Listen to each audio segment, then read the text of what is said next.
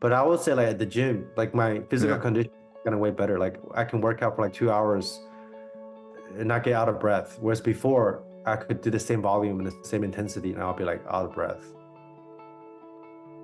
So your pain tolerance seems to become higher.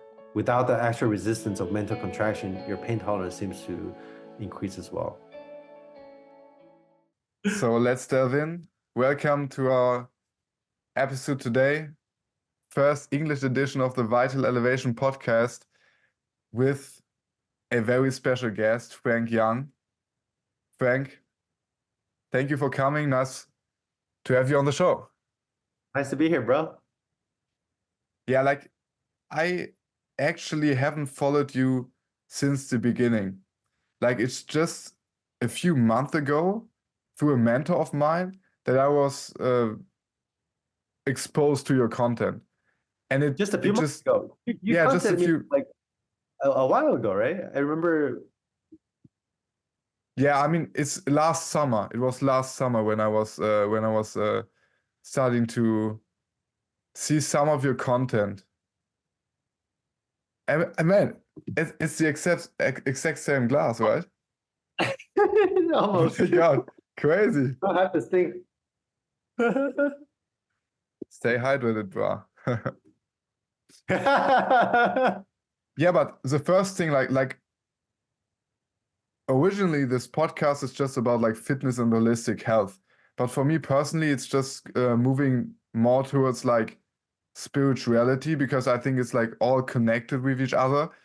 And just like I just wanted to say, last summer I was first exposed to your content and it just like it blew my mind. Like it was so crazy, like especially your earlier videos.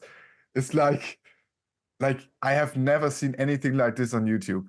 And it was first a little bit like I felt contractions in my heart. You know, it's like, oh my, some of those things I can't really agree because it's too extreme. It's kind of like provoking society's norms. But when I was like listening to your content, I was like, man, this guy is pretty smart. And the things you're saying is like it just makes so much sense to me personally.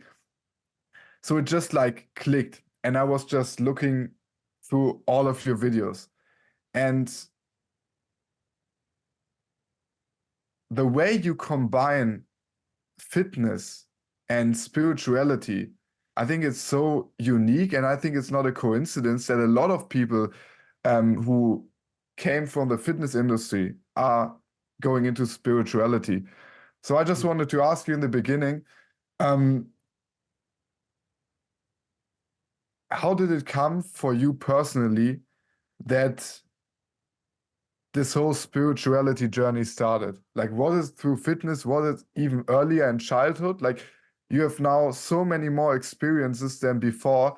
When you look in retrospective, can you say that maybe in childhood you already had like your first glimpses of this thing? No. Well, on one level, everybody had glimpses, here and there. I mean, on the ultimate sense, everybody's in it. So from that perspective, sure, yeah, everybody's kind of just returning home to like their natural state of mind. But on a more sort of conventional level where, people talk about, oh, I have a glimpse or like this very genuine, authentic glimpse into like non-dual awareness or like a authentic awakening glimpse, whatever that means. I never had any of that until 5 to 7 years after I started practicing meditation and spirituality. But I do have this inclination since I was a kid to go beyond, like just this, you can call it a drive to transcend. And you can see some of my earlier work, even when I was a teenager, throwing a ball against like my house and then, have it bounce back and hitting myself. I was like, okay, now it's a small ball. Now it's a bigger ball and a bigger ball and bigger ball. Or like, okay, I'm going to, roll down my stairs. At first I was riding a baby cart and then I was like, okay, I'm going to ride in a bicycle. And then, just more and more like, beyond and beyond. Yeah. So this inclination to just kind of know, even like when I was a kid, there was an episode I had when I was like 6 or 7 years old, And I stick my fingers in the door crack, and then I slam the door as hard as I could. And then I was like, what's gonna happen? Nothing. I slammed harder. And then throughout the weeks went by, and then I just slammed the door harder and harder. And then until finally I could see my bones and 3/4 of my finger fell off. This is actually my favorite story to tell on the first Tinder date before. And then I went to the doctor and they gave me 4 stitches without anesthesia. So that was really painful. I just wanted to see like what's inside my finger, or I just wanted to push the pain threshold. And that continued as I started to partake in the fitness journey. You know, I wanted to see what it's like to run faster, to jump higher, to lift more weights, to be more explosive, more shredded, more muscular. And then that led to like meditation. Before that, I got into philosophy, and I just wanted to like be the most abstract thinker possible. I wanted to be like the smartest and the most creative mind possible. And then eventually that led to like meditation. Okay, I just wanted to like be the best meditator. I wanted to, you know, access this jhana after this jhana after this jhana. I wanted to like just transcend my mind and just reaching higher and higher states of consciousness. Yeah. But then after non-duality just kind of came full circle. And I realized that what I realized is just always there. Even when I was consider myself like not realized, it's still there. So in actuality, there's nothing to transcend. That's why they say transcend even the transcendence, or go beyond even the beyond. Yeah. So you kind of come full circle. And then a lot of the fitness stuff that I did, like the music stuff, the art stuff, it just kind of gets all incorporated into this vast spaciousness. Yeah, it's kind of This paradoxical. is another way to put it is the yarn for figuring out truth. Like the 2 fundamental questions, you know, even when I was making art, I was asking the same questions without consciously asking them, like, who am I? What am I? You know, what the fuck is this? What's reality, right? But then I realized you can't really answer that with the mind. You can't answer that with concepts, ideas. Even though concepts and ideas are all part of it, but ultimately it's not something that you can figure out with the mind, only through direct experience. And you can say it's even beyond experience. It's something so primal. It's almost like a singularity that gives rise to everything. But at the same time, it's none of this. It's all of this, but none of this. Yeah. Yeah, paradox, huh? Yeah. Yeah. The whole thing is a paradox. Yeah. And that's another thing. Like I think I've always experimented and just really keen to explore paradoxes and contradictions. Like, you know, the paradox between like bodybuilding and philosophy, between body and mind, between like sexuality and meditation, seemingly contradictory elements on a spectrum.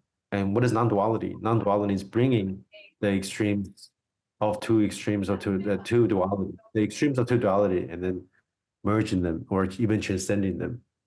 You know, that's the middle way. The middle way is not just like a point in between 2 extremes. It's that which transcends all dualities and all extremes, but it also includes both of them.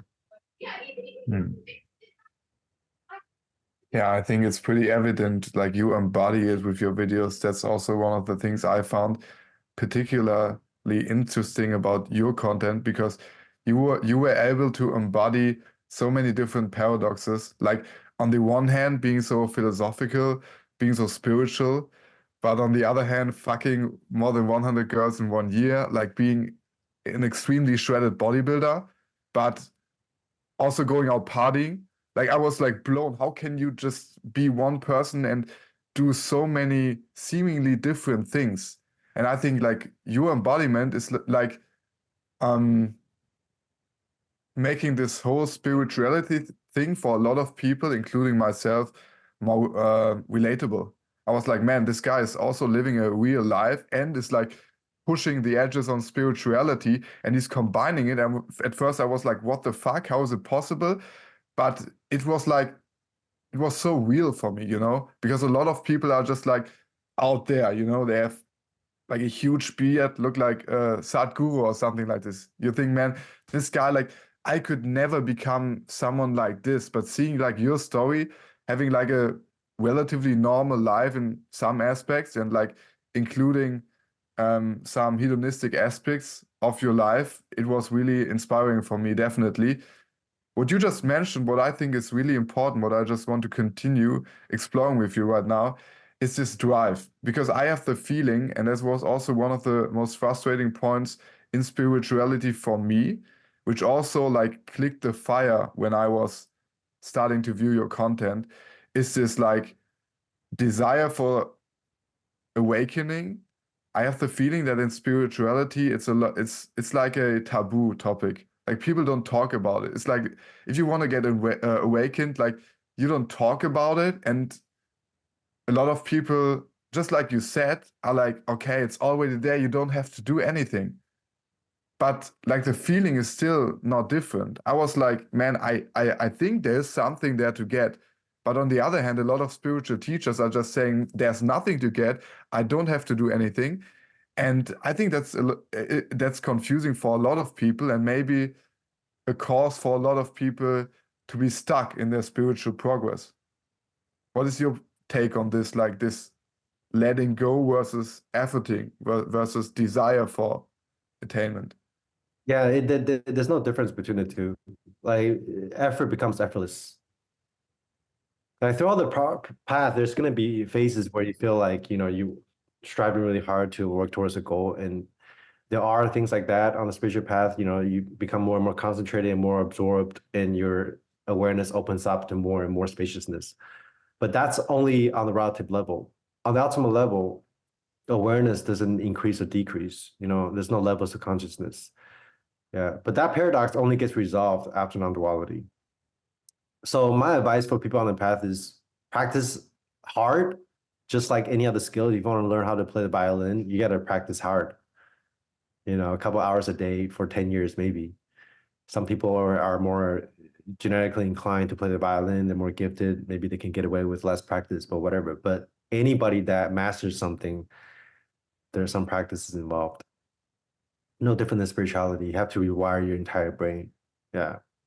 But at the same time, you have to be really relaxed and just try to stay as equanimous as possible, even when you're trying, even when you're applying a lot of effort.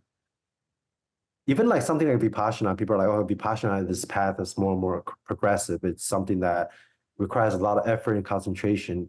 Even the Vipassana path, when you are going into jhanas, deeper and deeper jhanas, you have to become more and more relaxed, because ultimate relaxation is concentration. In order to be absorbed into the object of meditation, you have to relax into the object of meditation. Or even for like athletes or like, musicians or artists, it might seem like they're trying really hard during the flow state, but during the flow state, they're not trying at all, but they're also trying. And how do you get to a flow state? But Picasso said he can paint like a child in a flow state after he learned how to paint like Raphael. Even Michael Jordan, when he's on the court, it seems like he's not even trying, but he spent hours and hours practicing. So it's the merging of effort and effortlessness, of doing and non-doing. Right? And that balance is non-duality. It's not just one way or the other. When you say, oh, this is absolutely nothing to do, you tell that to 1 million people, maybe one person will wake up. But on the other hand, if you practice really, really hard and all you do is think about the goal of awakening, that could get in the way. So you need to relax while trying really hard. Or there's a dial that you kind of adjust during your practice or throughout the entire path. Sometimes you try really hard, and then sometimes you let go. Some of the practices are more like the letting go, the do nothing meditation, the surrendering. Some of the practices are more like hardcore concentration. Sometimes you do this, sometimes you do this, and then sometimes you combine the both. But I would say it's really important to, even when you're trying really hard, or even when you practice something like Vipassana, is to, even that, you have to stay very relaxed. And just keep finding that balance between effort and effortlessness, between like relaxation and alertness. And that could be applied to any other skills, not just meditation. Yeah. But then on the retrospect, like if you talk to me now, I can say there's nothing to do. Like you're already there. I can say stuff like that. But that's only from my perspective right now. Right. So if I tell that to people that are just starting the path, how much is that going to help them? That's something to keep in mind, like a good mojo or a mantra to keep in the back of your mind when you're striving really hard. Just sometimes just relax or just have this background or this like backdrop of like this reminder. Oh, just take it easy. But it's always both. And just even the thing that you mentioned before is like, how can you lead such a weird life and go to parties and do bodybuildings and do all those things on a conventional level? That seems very anti-spiritual. Yeah, at the same time, have all those spiritual realizations and be able to, quote unquote, good meditator. To me, there's no difference at all. At the end, the relative destroys the absolute, and the absolute destroys the relative. So like those questions, I can explain it pretty well right now, but in my mind, in my mindset right now, they don't make sense. It's like, what's the difference between going to clubs and enlightenment? There's absolutely no difference because there's no difference between absolute and the relative. There's no difference to me right now between enlightenment and non-enlightenment. In fact, when I look onto the world, I don't even see people walking around as being like, I'm awakened or like I'm awake. I don't see that at all. I kind of erase that duality. What's the difference between trying really hard and not trying? To me, it's the same. That's not duality. Yeah. Mm-hmm. So like throughout the process, there's going to be like phases where you expand, you contract, expand and contract. And then sometimes you merge the contraction with the expansion, right? So like I said, just like fitness, sometimes for like 4 weeks, you lift really hard. And then on the fifth week, you have a deload, right? Expansion, contraction. Or even when you sprint for like 10 seconds and then you walk for like 50 seconds and you sprint again for like 10 seconds and you walk for 50 seconds. What is that? That's expansion, contraction. Trying really hard and relaxing, trying really hard and relaxing. So there's like meso cycles of this, micro cycles of this, and cosmic cycles of this, macro cycles of this. But they're all embedded within each other like a fractal. It's a process of like expansion, contraction. Sometimes it can seem more linear. It's like, okay, maybe for the next 4 months, I'm going to only do concentration work. And then for the next 4 months, I'm just going to relax and do nothing. And for the next 4 weeks or 4 months, whatever, I'm going to combine the Vipassana with do nothing meditation. I'm going to do something like Vipassana, where I do Vipassana from the perspective of infinite space. So like the merging of expansion, contraction, the merging of do nothing meditation and Vipassana. So, it all depends. Yeah.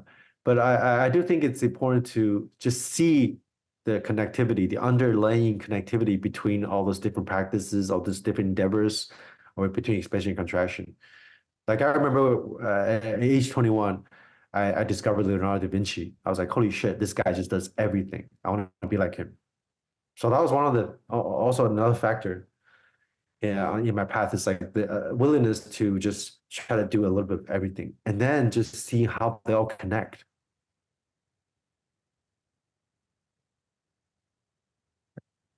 That's another way to bridge down duality. Yeah. So it's a little bit of everything. A little bit of everything. Well, that's my path. Yeah, my path is just trying a little bit of everything and then just see, how do they interact? How are they interconnected? How are they the same? How is the difference also the same? How is the sameness different?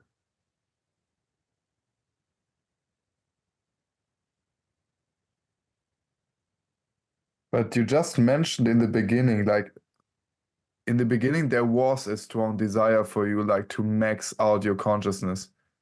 Just like you did in bodybuilding and everything else. It was like, I want to attain this. I want like to be the best. Do you think it's necessary to have this desire, at least in the beginning, to get started? Or do you think like this kind of Daniel Ingram describes this as the mushroom factor, this kind of like, you don't have to do anything, this kind of approach.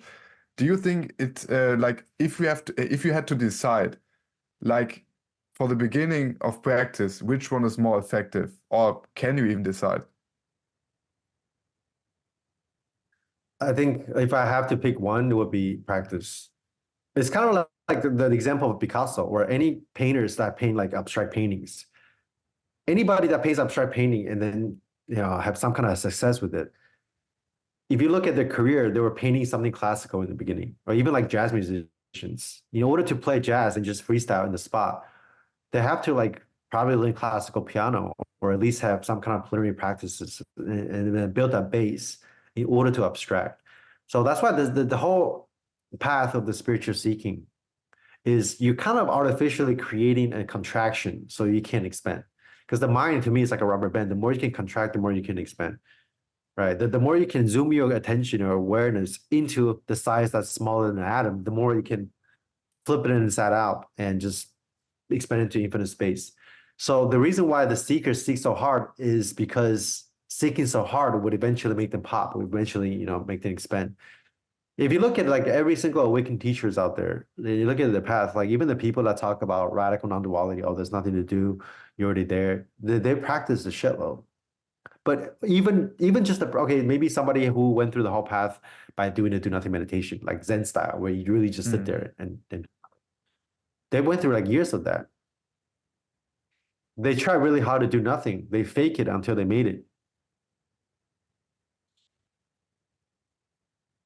So would you say this contraction is the first step, like the prerequisite for expansion, or is it possible to drop directly into expansion? You can go directly into expansion, like I said, but then most people that start the path, they're very contracted. So even if their practice isn't concentration based, they're still very contracted. So you're gonna start out with being pretty contracted regardless. So why do you think is that? Why is it not like we are starting really like expansive? In a sense, we are. Like in a sense, we are. I mean, it's just biology, culture, right? Like our body mind is built around just survival, right? Or even our society is built around like, you can call it the collective ego, where kind of the contracted state of the ego is being rewarded more so than like, quote unquote, doing nothing. But like I said earlier, ultimately, you can do everything from the perspective of doing nothing.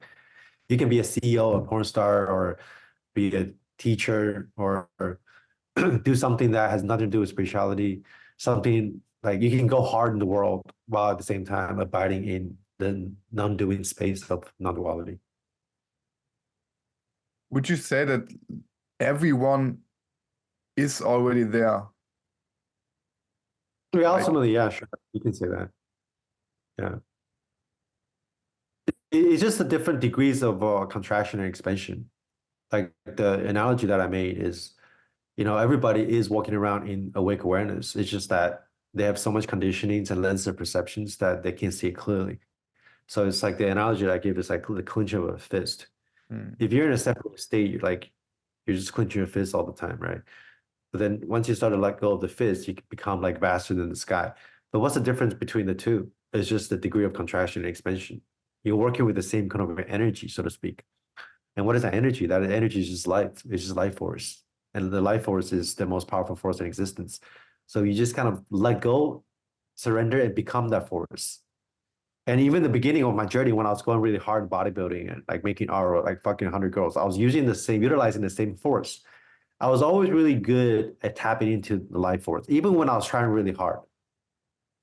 So if you watch my older videos when I was like trying really hard to like attain PRs at the gym, or trying really hard to like fuck with people's minds and just do like really controversial shit, there's a certain sense of flow in that too, right? There's a certain sense of I didn't give a fuck. So I think that was also one of my advantages, and I took that over to spirituality. It's like even when I was striving really hard to attain something in meditation, there's a certain sense of a flow there, a certain sense of authenticity in there. So I think that's important.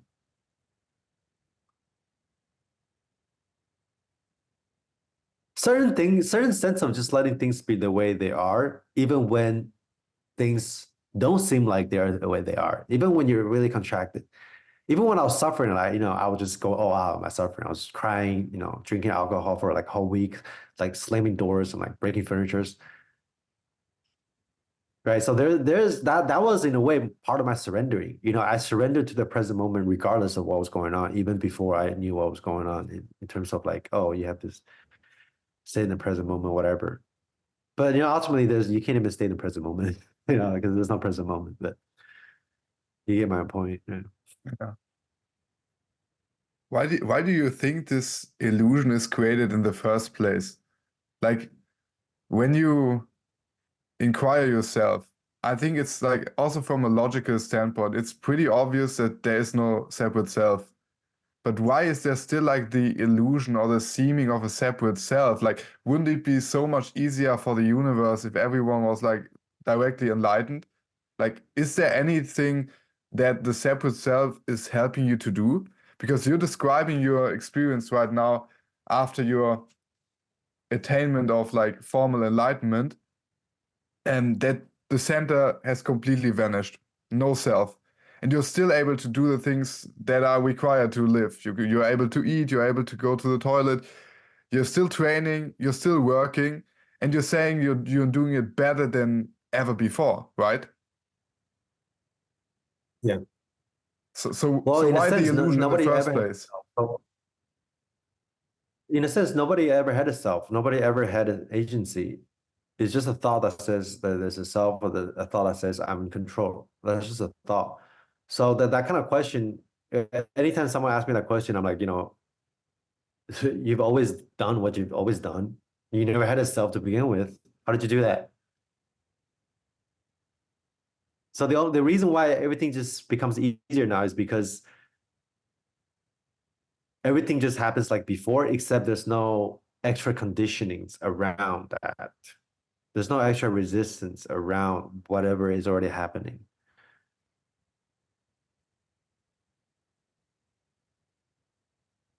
But why the contractions? Why the conditioning?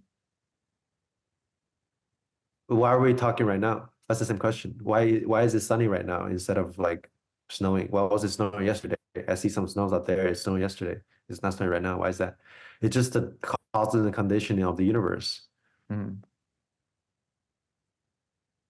Why am I sitting here and you're sitting over there, like on the relative level? Why am I like in New York City and you're in Germany? It's just the way it is. Yeah.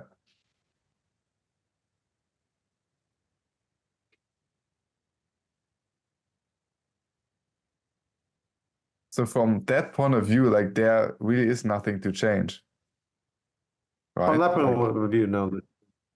But then it's like I said, even trying really hard is part of that nothing to change. It's just part of the happening. sometimes I Nothing just, can be any otherwise. There's no alternative version of reality other than whatever is happening right now, and that's been going on since the beginning of timelessness. Everything that ever happened in your life, in the life of the universe, in that moment, it's just precisely the way it is. Asking like, why is it this way versus that way? That's just a thought. That's just a thought that's coming from a belief that things can be any other way, right? But even that thought is happening right now as well. You know what I mean? But if you go into the mind, there's always going to be paradox, right? It's like, okay, sure, everybody's there already, but then there seems to be some kind of a striving to return to what's always the case. But even that thought, even that the way to contextualize it from that perspective is just another thought too. When you step outside of the mental constructions and ideas and concepts, all those things don't exist. It's just the ever-flowing flux of sensations. Everything appears due to the cause and conditioning, infinite webs on infinite webs of cause and conditionings of the universe.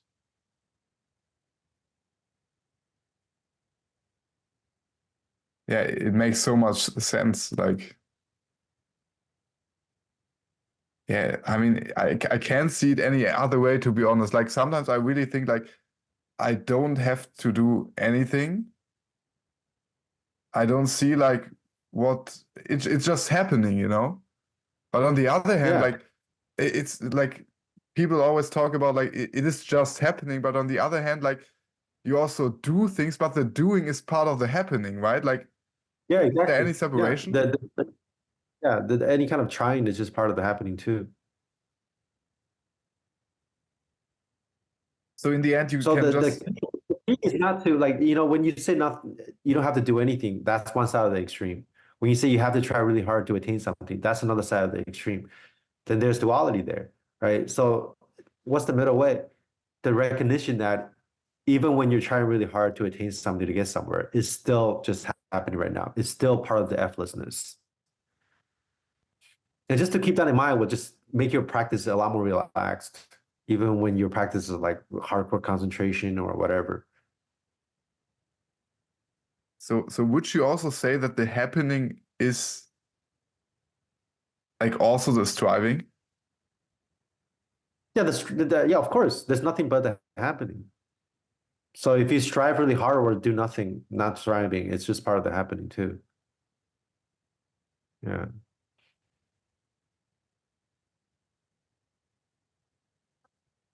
Like what is the middle way that is going beyond like doing and happening?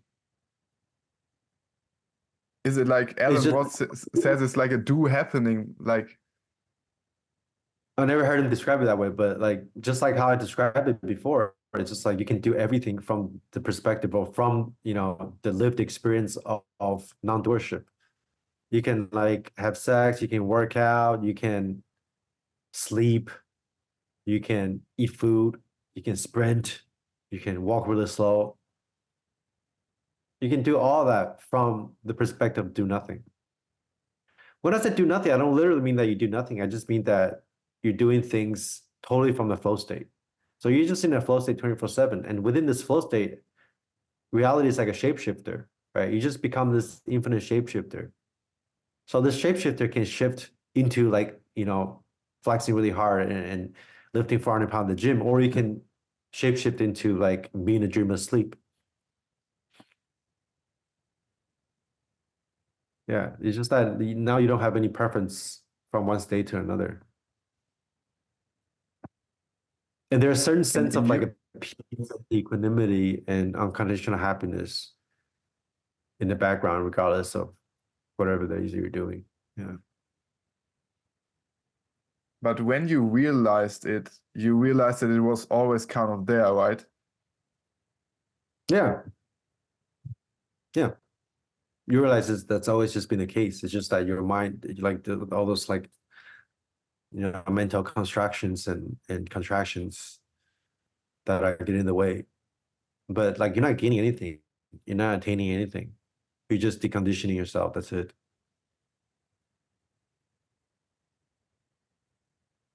In your day-to-day life right now, do you have any preferences, or is it like completely gone? Like just relaxing in the flow state, whatever is happening, like no preference, no opinions, or how would you describe it? It's just very, very, very, very, very peaceful. Yeah. Yeah.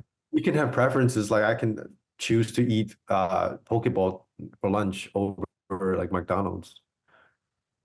You have preferences like that, sure, but I don't think of them as preferences. They just happen in the moment. Oh, okay, I want to, you know, drink some water right now instead of like Diet Coke. In terms of like opinions, I don't really have any opinions, to be honest. But you can have opinions, you're just not attached to them. Mm. Yeah. It's just like everything just go on as the same before. Like some people they get awakened and then they pretty much have very similar personality, but there's just no resistance around that. There's no like contractions around that. So you can have opinions, but then you just don't really believe them. You can have thoughts, but there's no thinker. You see things, but it's not you seeing it, it's just sight seeing itself. You hear things, but it's not coming through a hearer, or it's not the sound is not going into the hearer, it's the sounds hearing themselves. But it's always been like that, right? The hearer, the thinker, the observer, the doer is just some kind of a contraction that you create on top of the ever-flowing sensations of reality. Wishing things to be other than what it is right now is just so that the Buddhists call it the first and the second dart experience, right? You have sensations going on all the time. That's the first dart. But then it's the mental contractions or the labels or concepts around the first dart, just the, you know, the ever-flowing sensation of like luminous appearances that's creating the suffering. That's the thing you're trying to remove. When you remove that, there's no resistance towards anything. But that doesn't mean that you can never feel pain. That doesn't mean you can't have preferences. That doesn't mean you can't have opinions. Yeah. There's a lot of like awakened beings that have really strong opinions about certain things, like politics, maybe. good for them. But like, just personally, I just don't have that much opinions. But that doesn't mean I can't have opinions. It's not really a goal to like eliminate your opinion, right? The goal is to like remove the attachments and identifications around views and opinions, and not take any opinions seriously. But to be honest, once you start to remove those contractions, and once you see through how like there's no opinions that are ultimately real at all, there are like no ultimate truths on the conventional level. There's as many truths as there are brains. Once you start to see through that and how just opinions are just thoughts, you're just not going to have that many opinions because you don't believe in them.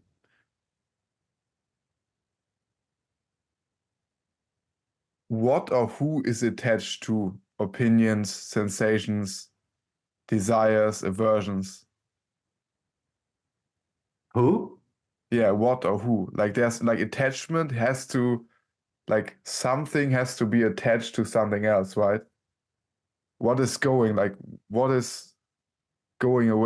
At a sensorial level, at a sensorial level, any kind of attachment, clinging, grasping, or even just wishing things to be different than what they are is just a cluster of sensation trying to grasp, take ownership, or claim another cluster of sensation, or try to look at another cluster of sensations.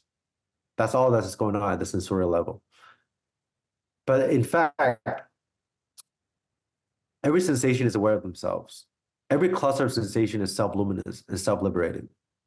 A cluster of sensation cannot look at another cluster of sensation. That's why you can never witness thoughts. Witnessing thoughts is actually just another thought. It's a thought of you imagining yourself witnessing a thought, but the thought you're trying to witness is already gone. So witnessing a thought is actually an illusion. Getting lost in thought is also just another thought. So all that's going on at the sensorial level, at the microscopic level of sensations, is just one cluster of sensations trying to take credit for, or claiming ownership, or trying to look at, be aware of, or try to know another cluster of sensation. But when every single sensation is self-luminous and self-cognizing. So a sensation cannot look at another sensation. That's why everything just are in their own place, so to speak. And everything is comprehending or cognizing itself in the most direct way possible. That's the nature of the mind. All this, clinging of one cluster of sensation over another cluster of sensation, that's what's creating resistance and suffering and contractions. That's what's creating the separate self. That's what's creating the selfing mechanism. That's all there is. There's just one cluster of sensation trying to cling onto another cluster of sensation, or try to know another cluster of sensation. Yeah, that's what's going on. But on the ultimate level, even that's an illusion, right? Because, when you say, well, what is clinging onto what? Right? Even that process of a cluster of sensation trying to claim ownership over another, or even I talk about the direction of attention, right? The only reason why I feel like there's a subject-object duality is because of the direction of attention pointing from the subject to the object. Even that direction of attention, or that movement of grasping, even that's non-dual, even that's self-luminous sensations. You see what I mean? Yeah, I can see that, yeah. Yeah. So like, you can say there's no one there to think thoughts. There's no one there to feel feelings. It might seem like you're thinking thoughts and feeling feelings, but all that's happening is the movement of grasping, right? But again, even that's illusion, because like air can't grasp air. There's nothing to grasp, Yeah. and there's no one here grasping. There's nothing to let go of, and no one there to be let go of, right?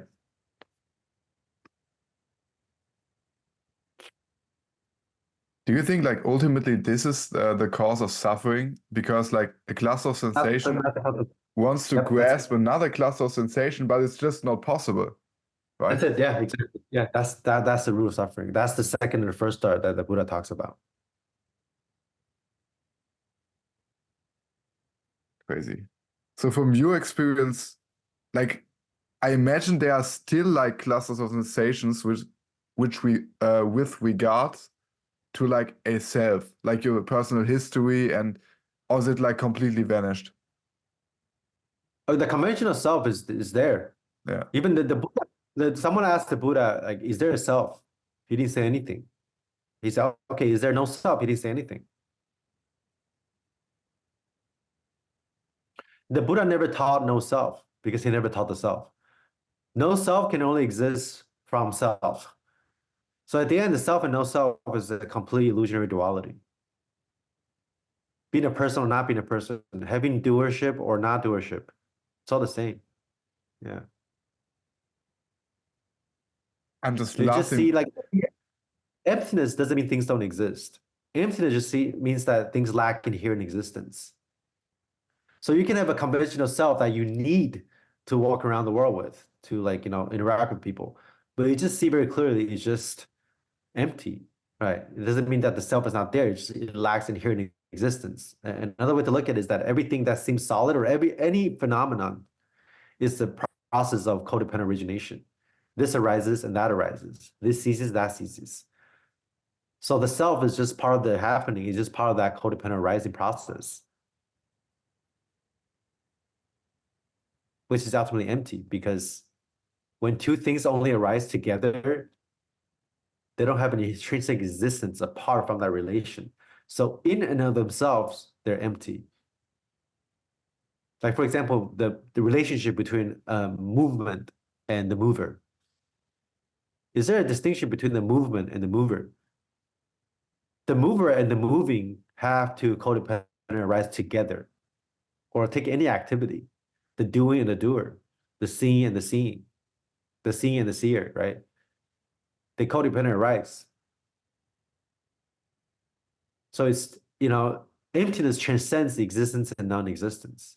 It's not like the mover doesn't exist or that moving doesn't exist. It's that they don't exist by themselves.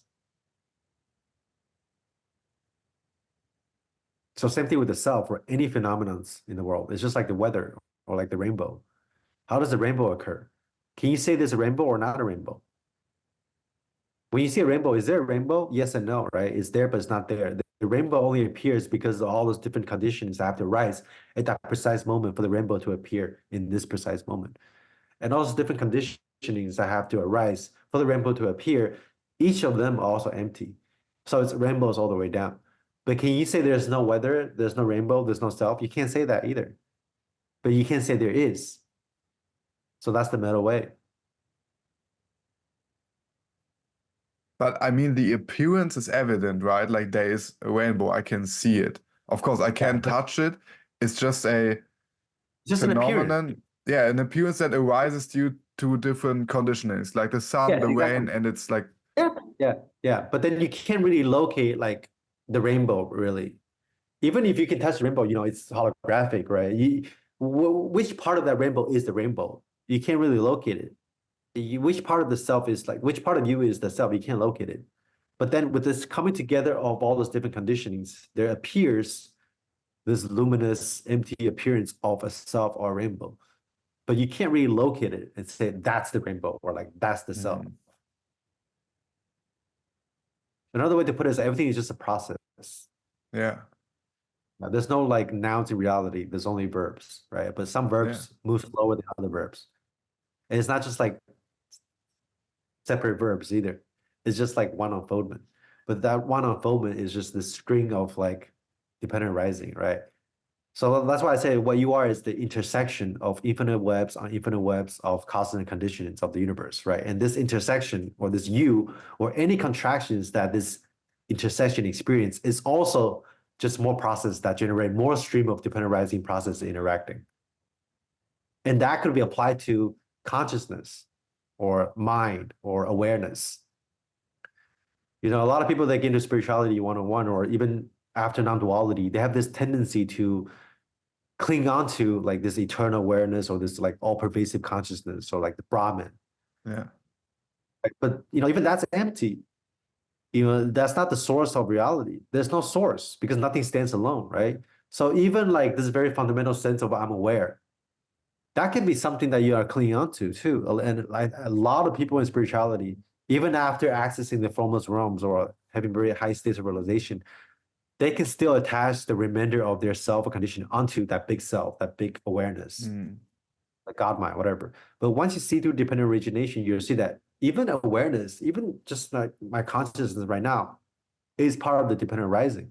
Consciousness is not a standalone thing that sort of reincarnate from like one moment to the next, or like from one lifetime to another lifetime, because the Buddha refutes all of that, right? There's nothing that's the source of everything. There's nothing that's the ground of everything. There's no like substrate to experience. There's no like eternal awareness in which the sensations are rising and passing in and out of. That's something that you deconstruct at the very end. That's true no self, anatta. When people teach about this like eternal consciousness, at least it's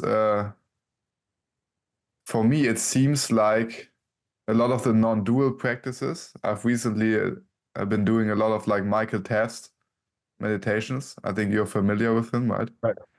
And Yeah, it's yeah. like contact the vast spaciousness.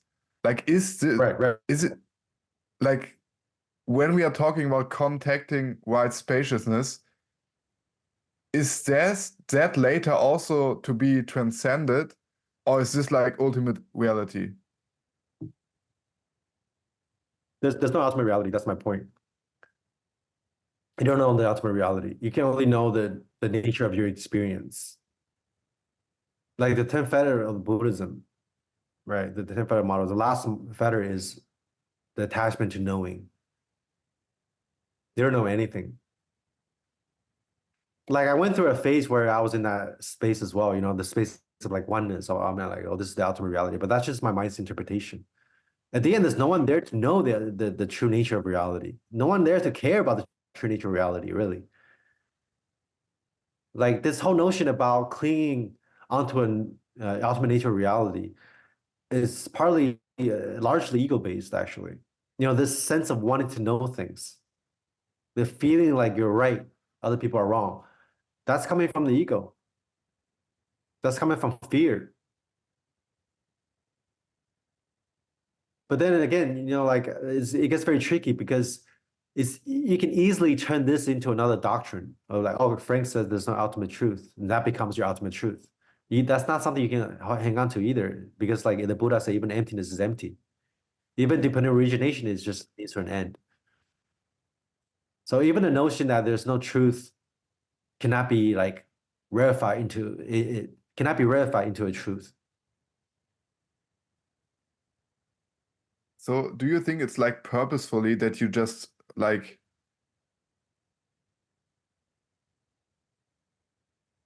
so to speak go on the next level of ego attachment when you're like connecting with like awareness? Like I've also been doing this headless way stuff. I think you're also familiar with that, right? Like you look for your head and then there's like this huge space and that's the real nature. But like that's the real nature of the experience. Sure, you can say it's the real nature of mind or experience, but okay. is that the real nature of the universe? You don't know. Like there was a phase in my practice or in my path where I tend to like take what I experience in meditation or even as a direct experience of a permanent state of non-duality. Even after I reached non-duality, there was a phase where I thought that was the ultimate nature of things.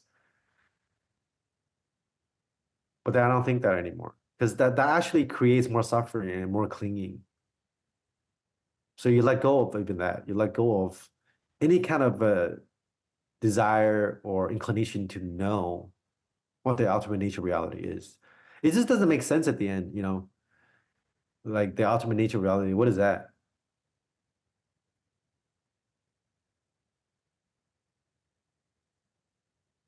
I mean, if you're looking for it, like on the one hand, that's like why I'm kind of more and more doubting this as like my original phase. On the one hand, it's like it is empty. Like on this side, like there's like nothing, just this luminous space, however you want to call it. But inside this space, there's the world. Like it's merging in each other. Like there's no separation. So I think to say that I am empty or like eternal or vast or whatever, isn't it just another kind of like clinging to some descriptions of yourself so that I feel good about myself? Oh, I'm now this vast consciousness, everything is happening in me. I mean, it's just a perspective, right? Just an opinion. Because like, The way I describe my direct experience right now, I can describe it like that. Sure, I can describe it as having boundless consciousness, yeah, mentalist. Yeah, I can describe it like that. Sure, but then I could also describe it like that when I still had a center that's perceiving that infinite yeah, consciousness. There is a difference between just this quote unquote infinite consciousness, whatever you want to call it, being itself, and it has no distinction, no duality between that and the world, which the Brahman is the world. There's not even a sense of merging. There's a difference between that versus we still have a center, but then this spaciousness is opened up enough to a point where you can describe it like that. So that's why a lot of people, they haven't gone through the whole process. They'll describe their direct experience being like consciousness or awareness. But if they're still perceiving this thing from here, from a vantage point, then it's not all the way yet. Whatever that means, like all the way. Even in my state right now, there's still like refinements and unfoldments. Just like, there's no more shifts, but there's still like deepening. And that deepening, it just goes on forever, I think, because life just goes on forever, right? That every moment is integration, but it's effortless. I don't feel like I'm integrating anymore. It's very stabilized right now, but still, you know, I think there's definitely more development for sure. But the emptiness axis of things like losing a center is just gone forever. Anyway. So yeah, you can take someone who completely dissolved the center and describe this as, boundless consciousness. Or you could take someone who has barely started a process, maybe have glimpses of it, or maybe even the balanced consciousness maybe in the background of experience.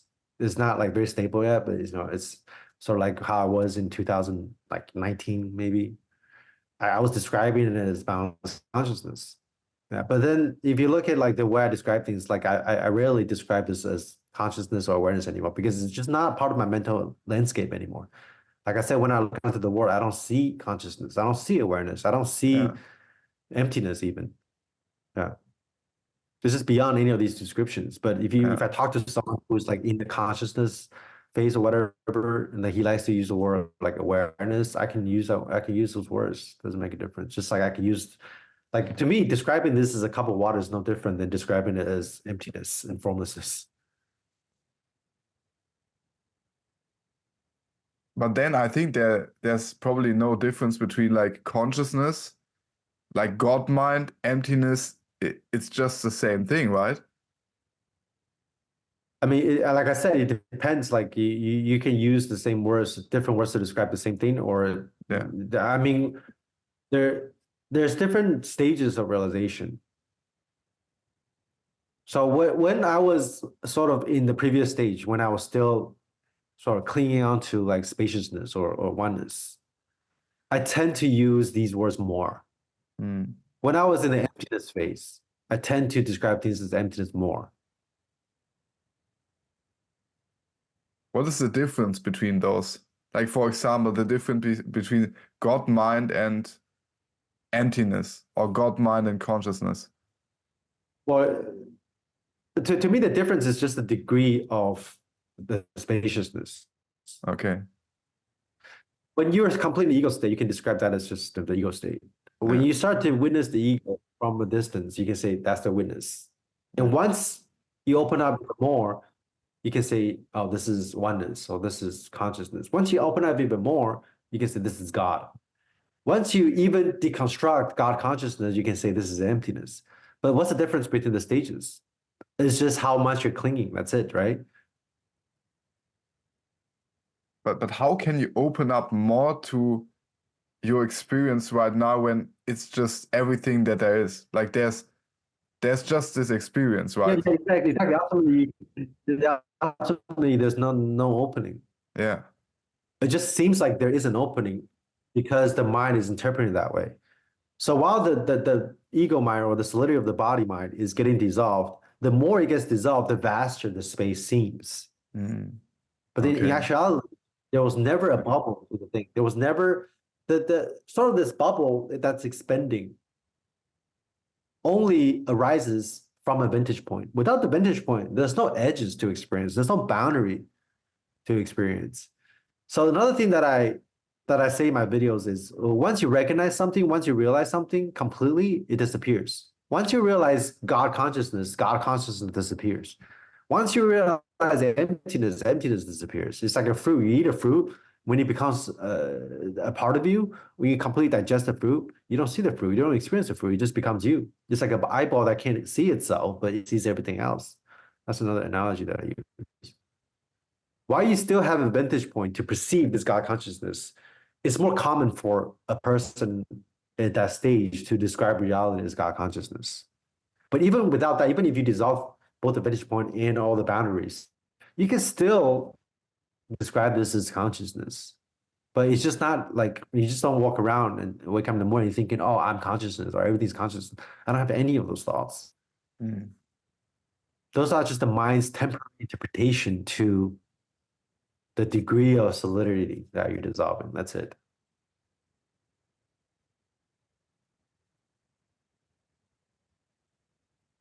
So would you describe like awakening, enlightenment, however you want to call it, as the falling away of all of those concepts, like completely falling away of clinging to anything?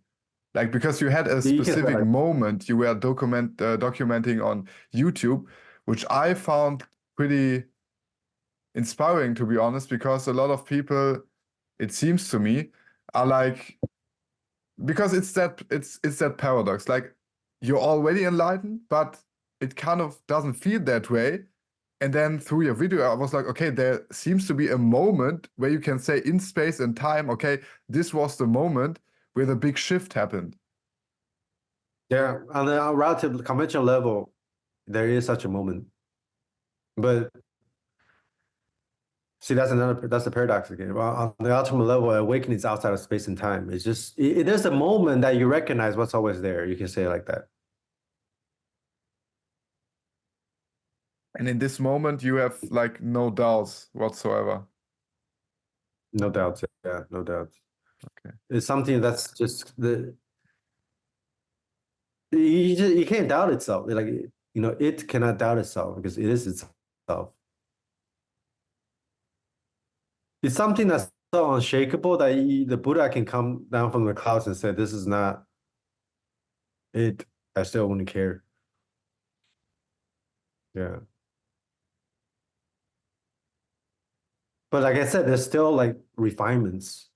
There can still be further developments. I've met a lot of people that have had the anatta realization, and then for years on end, they not just integrate, but they continue to deepen. They continue to practice. Like when you compare your day-to-day experience right now with like the Frank of, say, 10 or 5 years ago, is it like a huge difference? Very, very different, radically different. It's not even in the same realm, actually. But again, that's just coming from the relative side. Okay. I mean, what I have now is there since the beginning, but it's just so contracted that one way to describe it is it's like, that's why I say it's like a quantum shift. Yeah, but at the same time, there is no shift,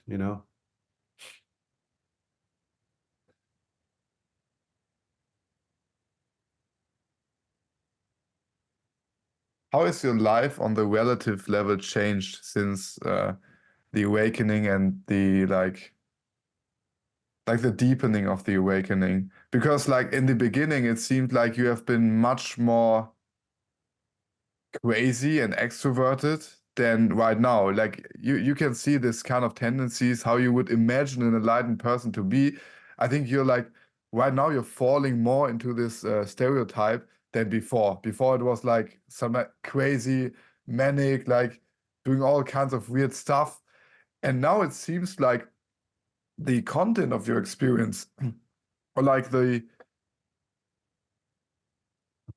character of the like human self has indeed changed quite a lot.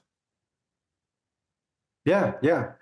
I think it did. But like I've met several other people that after awakening, their personalities didn't change that much, and people around them don't even know they had a shift. So it depends. That's because I had a lot of conditionings inside me. I had a lot of solidity to dissolve, so my shift was more dramatic.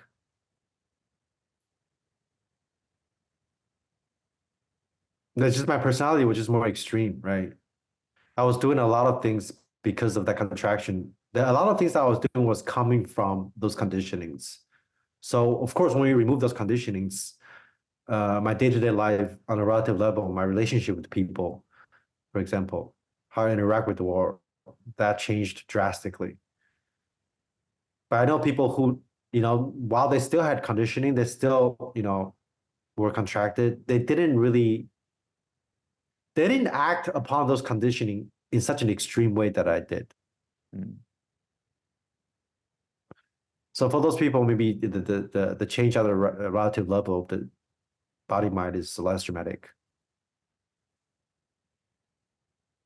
Do you think there can be people who get enlightened and don't realize it?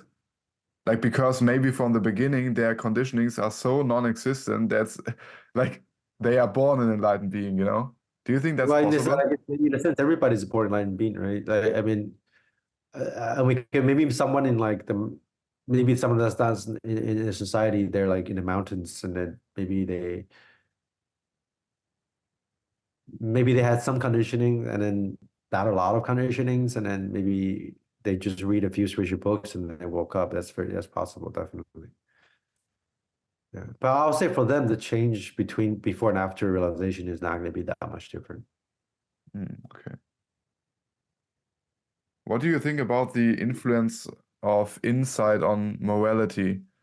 Does it help to be like more moral in a like conventional sense, or is it like not that closely related? Because the three trainings of Buddhism is like morality, it's concentration and insight. Do you think like if you get better at especially insight, that's what almost everyone is after, you get better at like the morality side of things? I Is think it generally, easier? most people, yeah. I mean, you need a certain amount of morality to have a stillness of the mind. Because if you just do shady things all day, you're not going to have the peace of mind to like even see the insight into emptiness. So Mm. they're all related. And the more concentration you have, the more you can see your own shit, right? And then the more you see how everything is interconnected, the less shady things that you're going to do. I think they're all related, but it's not like a direct causation. There's some teachers that realized emptiness, but they still do a lot of shady things. And there are people who don't know anything about non-duality. They don't have the insights, but they're, very, very good people. They're saints. You can be a saint without being in non-duality.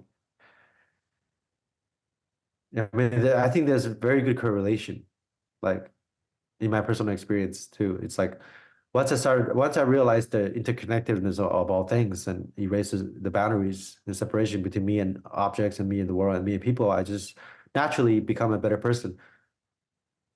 And I just kind of, this emptiness is just rolling on through the course of the least resistance.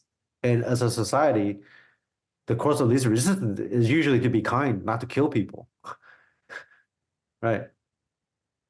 But can you say the same thing about the animal kingdom? Maybe not, right? So Mm. morality is also a lot of it is context dependent. So maybe like in Buddha's time, morality is very different than today's morality. So sometimes that's why people get confused. They're like, okay, but then the inside emptiness is the same, but under different contexts, how that manifests into form can be different, and how you interpret what morality is and what you do as a person to develop the morality axis can be very different from culture to culture and from different time periods.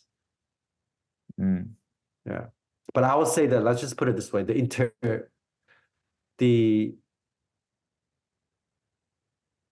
integration between insight, emptiness. So let's continue. We were talking about morality. Morality is like the path of least resistance, so to speak, and it's The changing morality over will time. become the path of least resistance after you realize emptiness. Okay. Would you say the same goes for like good and evil? Because on the like ultimate level, there's nothing such as good and evil. You know, Yeah. like a lot of animals are like eating their own children and like they don't care. But Yeah. on the other hand, it's kind of seems important. Like, what is your take on good and evil? Is it like It's existence? the same with morality. Okay. Yeah. It's the same with morality. Yeah. what just occurred, what just happened for you was that over the course of time, after your big shift, things just started to like flow more Just flow flowy. effortless, yeah. Yeah, Just effortless, oh, no yeah, resistance. yeah, exactly. How do you feel resistance? Like it's just like, because on the on one hand, resistance even is empty, right? It's just a sensation. Yeah, there's no resistance to even resistance. Yeah. So what is resistance in the end? Like I said, resistance is just one cluster of sensation trying to grasp or cling to another cluster. But each sensation, each cluster of sensation can be more or less contracted than another, right? It's just like the weather. Sometimes it rains, sometimes it's sunny. You can say sunny days are more expensive than rainy days. Mm. But then there's no extra resistance on top of either sunny days or rainy days. Can you feel it? Because sometimes, like, I have the feeling that you can feel it in your body, like maybe earlier, maybe right now you don't feel this anymore.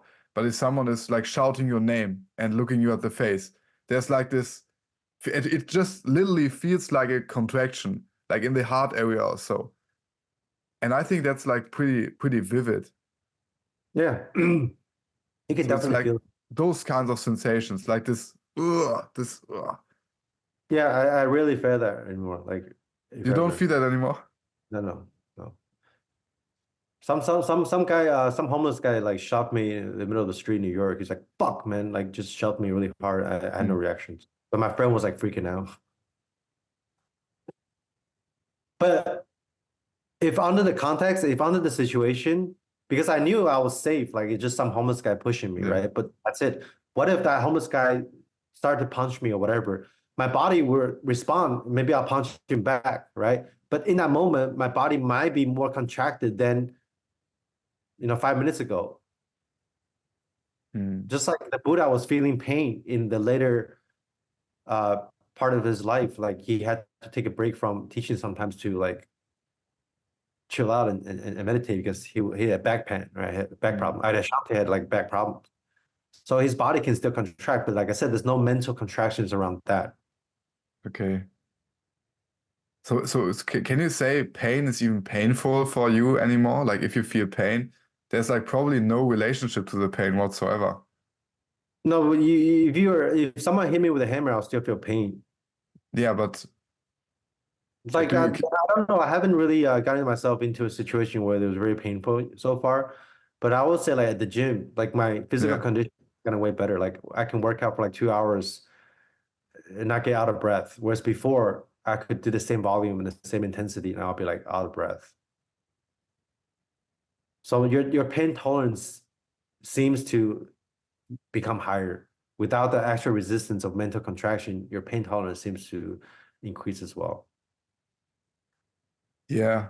I think it's But like, the pain can seem more vibrant, actually. Like the sensation are more vibrant, more HD, but they're not felt as much yeah, because there's a feeler in there to feel it, but the feeling itself can be more intense. So that's another paradox. Without the feeler, the feeling is actually more intense. Without the seer, the sight is more HD. Without the hearer, the sound is more crispy. So you can say the same thing about pain and pleasure. There's no one there to feel it, but the sensation of quote unquote pain can be more vibrant. But there's no suffering around that.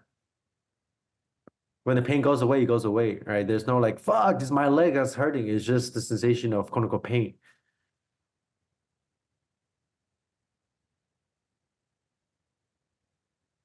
and then again, pain is like also fabricated because like pain is, it's often negatively connotated. So you think pain, it's bad. It's like, I don't want to feel it. But if you examine it closely, it's just intense It's just a flow of, yeah, sensations. it's Yeah. just a flow of sensations. Like even the notion of good and bad are just labels you put on top of sensations. Yeah.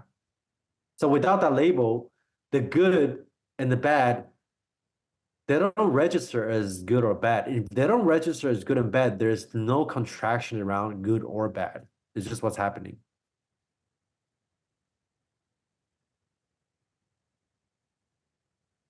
But like the flow of existence is moving towards like good or like the least resistance. Because I mean, I think a lot of experienced meditators could just like unnecessarily put themselves into pain. Like maybe you have seen the picture of the one Vietnamese monk during the Vietnam War who was like burning himself. He was like kind of able to stand it without screaming. But people, even though they could, they don't seem to do it because it's just not part of human nature, right? Yeah, I mean, why would you put yourself through pain? Yeah, but on the other hand, you could ask, why wouldn't you? You know, why? I mean, it's just intense sensations. Why wouldn't I do it? I mean, the feeling of pain versus no pain, even without like the second dart of experience, pain is still pain. Like as organisms, we're just programmed to avoid pain. Mm. Yeah, that's how we're programmed. Yeah. But there's like no extra resistance to the pain or to the resistance the organism has towards pain. It's just like, Right. okay, the organism doesn't like pain, and then you Right. stop. But it's not like, oh, oh man, I'm in pain. What will happen to my leg if I continue sitting like this? Right.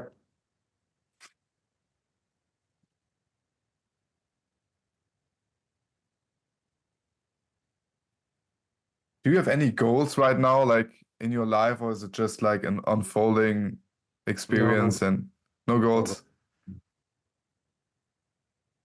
I didn't And really have goals before either, but it's no? just even when I had goals is like that's the same thing as saying like I never you when I say you never had an agency to begin with, right? Even when there was a goal, it's still just part of the happening. Yeah. You just don't conceptualize what you do in that sense anymore. That doesn't mean that I can't from like one workout to another workout try to get PR. That doesn't mean I can't do that. Yeah. It doesn't register in my brain as a goal because goal is Mm. like future oriented. Yeah, so I don't really have a sense of future. I mean, of course, you can still think about the future as in like I have to make plans for tomorrow. Like I wouldn't be able to get on this call without some sort of planning, but that planning is just happening right now, right? Yeah. But it's the same thing as before. Like your goal is always just being what's happening right now. So like I just don't have attachment to any sort of that stuff. It doesn't mean I can't have goals or I can't plan things. But generally speaking, no, I don't have any goals. Mm. But you can say like it's a goal to be on this podcast.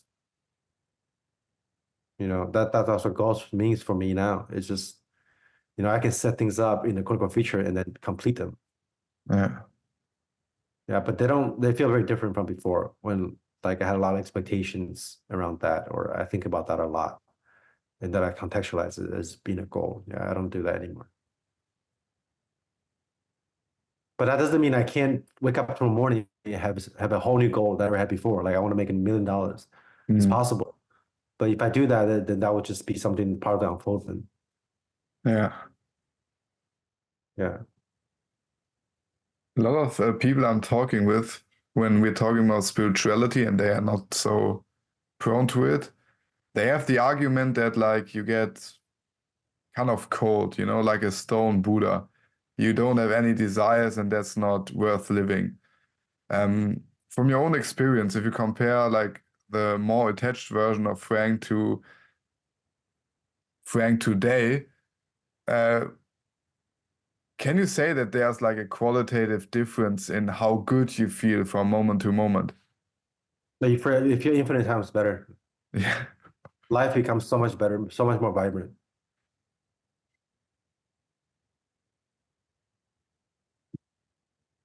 So would you recommend people to embark on this spiritual journey?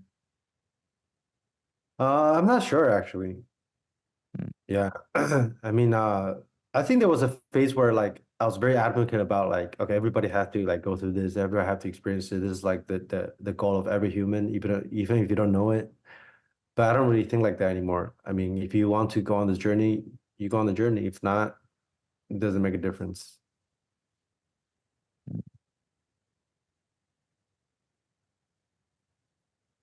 For people who feel the calling of like following the spiritual path. People who are maybe struggling with dark night or like with just lack of progress or like doubt or anything, what would you recommend them to do? Like, Oh, if they're struggling with doubt. with like the spiritual doubt on the spiritual path, like they are not sure, like am I doing it correctly? What should I do? Should I push more? Should I just like relax more? I can't get through this. Maybe they're having a tough time during the dark night phases, having depression or whatever. What do you recommend those people or for those times? It just depends on the person and in the context. Sometimes, my advice would be take it easy. Depends on, their past experiences or where they are on the path, what kind of practices they've been doing. It depends. Sometimes you could be like, okay, you got to push through the dark night. Sometimes you're like, okay, just don't do anything. Don't even try to meditate. But like I said, it's the same question that you asked earlier. It's like, regardless of the case, always find the middle way, always trying to find the balance between effort and effortlessness. But that's my one advice, if there is one thing, is just to keep that in mind. It's just keep finding the balance between, alertness and doerness, between doing and undoing. And how does one do that? By letting go. By letting go even when you're trying.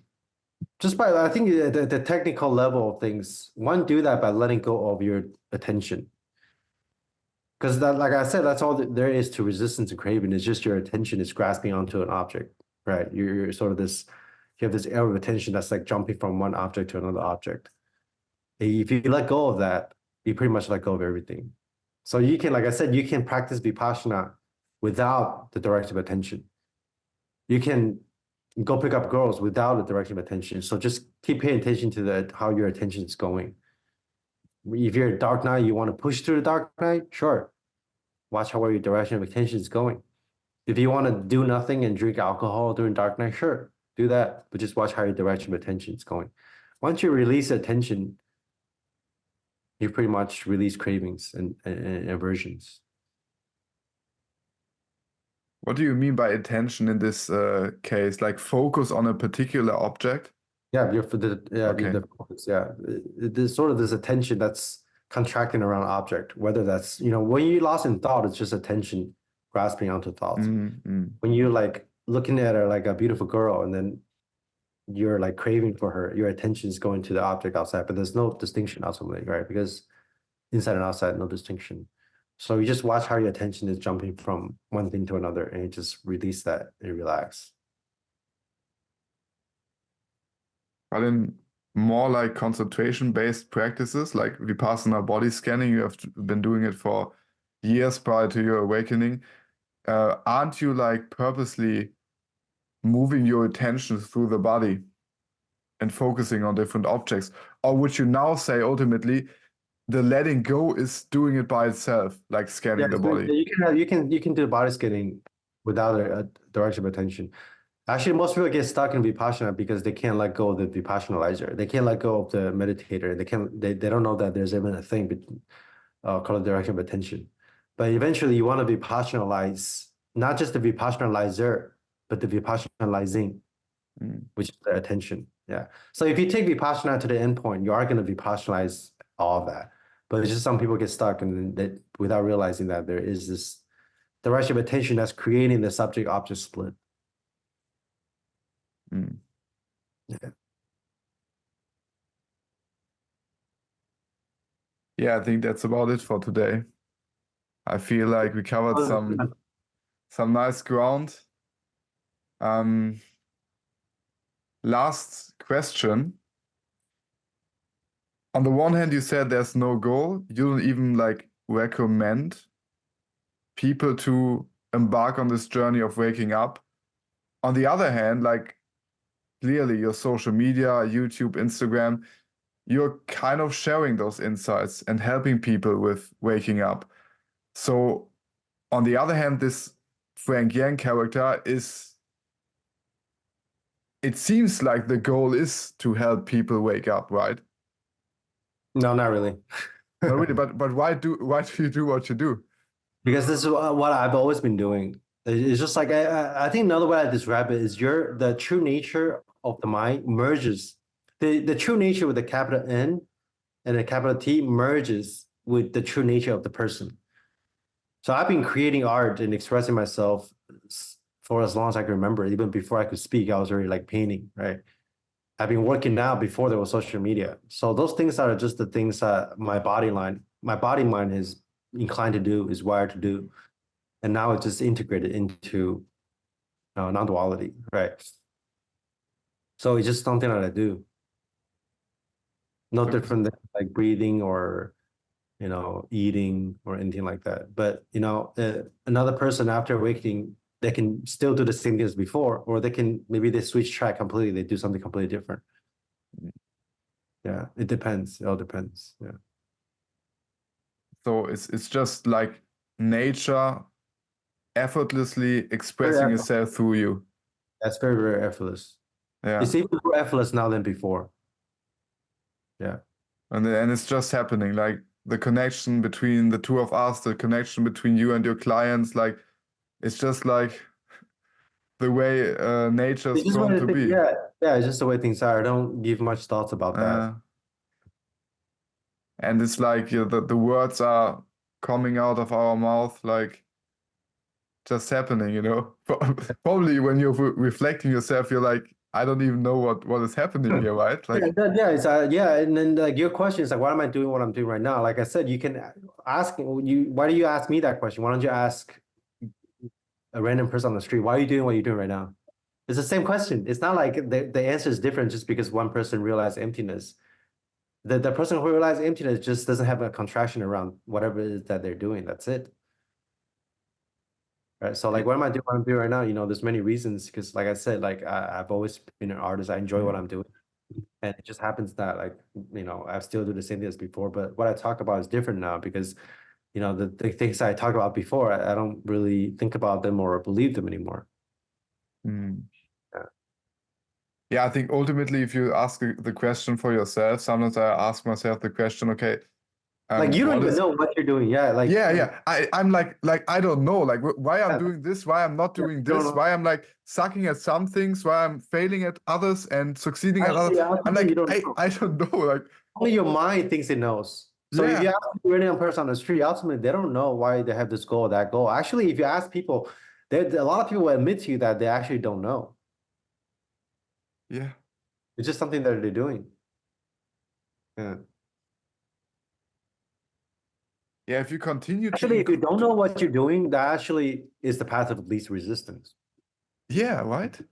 Just like knowing what you're doing, knowing what your goals are clearly, that's actually creating sort of this filter between you and their activity. Yeah.